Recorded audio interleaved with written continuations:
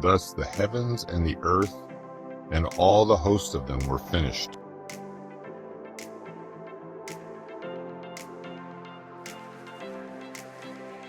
And on the seventh day God ended his work which he had done.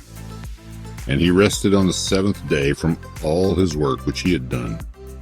Then God blessed the seventh day and sanctified it, because in it he rested from all his work which God had created and made.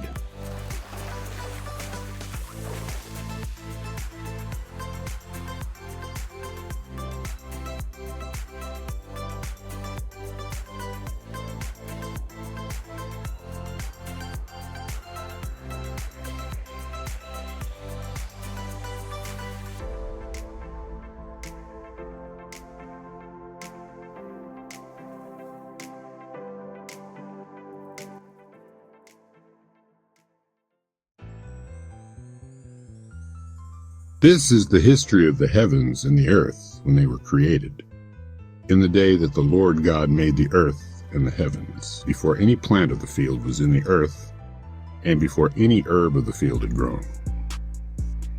For the Lord God had not caused it to rain on the earth, and there was no man to till the ground, but a mist went up from the earth and watered the whole face of the ground.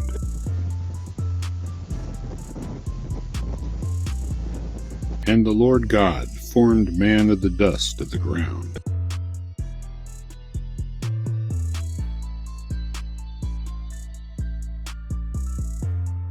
and breathed into his nostrils the breath of life, and man became a living being.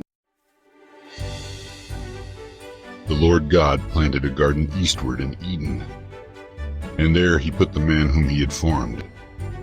And out of the ground the Lord God made every tree grow that is pleasant to the sight and good for food. The tree of life was also in the midst of the garden, and the tree of the knowledge of good and evil. Now a river went out of Eden to water the garden, and from there it parted and became 4 riverheads. The name of the first is Pishon.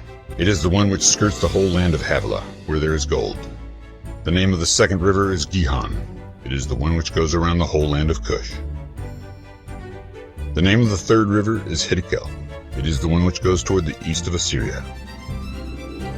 The fourth river is the Euphrates. Of every tree of the garden you may freely eat, but of the tree of the knowledge of good and evil you shall not eat, for in the day that you eat of it you shall surely die.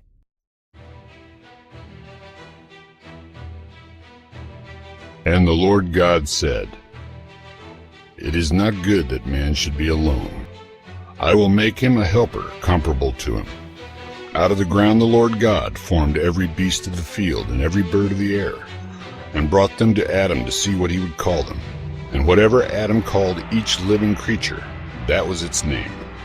So Adam gave names to all cattle, to the birds of the air, and to every beast of the field. But for Adam there was not found a helper comparable to him. And the Lord God caused a deep sleep to fall on Adam, and he slept. And he took one of his ribs, and closed up the flesh in its place. Then the rib which the Lord God had taken from man he made into a woman, and he brought her to the man. This is now bone of my bones and flesh of my flesh. She shall be called woman because she was taken out of man. Therefore a man shall leave his father and mother and be joined to his wife, and they shall become one flesh. And they were both naked, the man and his wife, and were not ashamed.